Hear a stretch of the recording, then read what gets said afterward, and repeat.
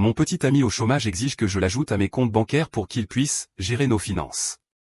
Je n'aurais jamais imaginé que ma vie parisienne, que j'avais pourtant construite avec tant de patience et de détermination, basculerait en quelques semaines à cause d'un simple détail que j'avais choisi d'ignorer. Au début, tout semblait léger.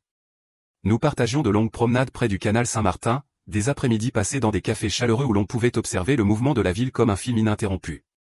Je me sentais porté par une douceur agréable, une impression de stabilité que je n'avais plus connue depuis longtemps. Pourtant, au fil du temps, je sentais un léger décalage s'installer.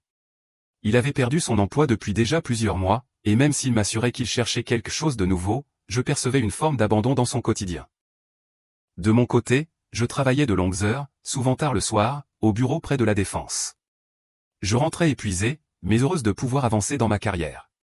Je pensais qu'il comprenait mes efforts, mais les tensions grandissaient imperceptiblement, comme une fissure silencieuse dans un mur que l'on croit solide. Un matin, tout a pris une tournure que je n'attendais pas. Il m'a expliqué qu'il voulait s'occuper de nos finances, qu'il se sentait responsable de notre avenir commun. Je n'ai d'abord pas compris pourquoi cette idée surgissait si soudainement. Pourtant, derrière ces gestes apparemment attentionnés, je percevais une insistance étrange, un besoin de contrôle que je n'avais jamais remarqué auparavant. Il n'avait pas de revenus à ce moment-là, mais il parlait d'organisation, de vision, d'efficacité. Je sentais la pression monter chaque jour un peu plus. J'ai commencé à me questionner. Je réfléchissais en silence dans le métro, au milieu du bruit des freins et des annonces automatiques. Je me demandais si je n'étais pas en train de me perdre dans une situation qui me dépassait. Mes économies représentaient des années de travail, des sacrifices, des choix difficiles. L'idée de les partager de manière si précipitée me paraissait irréelle. Je tentais de me convaincre que je dramatisais, que je devais simplement faire confiance. Mais au fond de moi, je savais que quelque chose clochait. La situation est devenue pesante. Je remarquais son agacement chaque fois que j'émettais un doute. Je percevais dans son comportement une forme d'impatience mêlée à une attente irrationnelle. Je passais mes soirées à relire mes relevés bancaires, à réévaluer mes décisions, à m'interroger sur mes propres limites.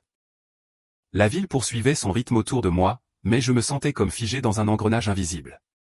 Puis, un soir, alors que je regardais la Seine depuis le Pont-Neuf, j'ai compris que je ne pouvais pas avancer dans cette direction. Je devais protéger ce que j'avais construit, protéger même ma tranquillité intérieure. Je n'avais pas à me sentir coupable de vouloir garder le contrôle de mes propres finances. C'est ainsi que j'ai pris ma décision. Une décision silencieuse, mais nécessaire. Je devais retrouver ma liberté, mon espace, et surtout mon discernement. Et dans cette nuit calme, au-dessus des eaux sombres et paisibles, je me suis enfin senti respirer à nouveau.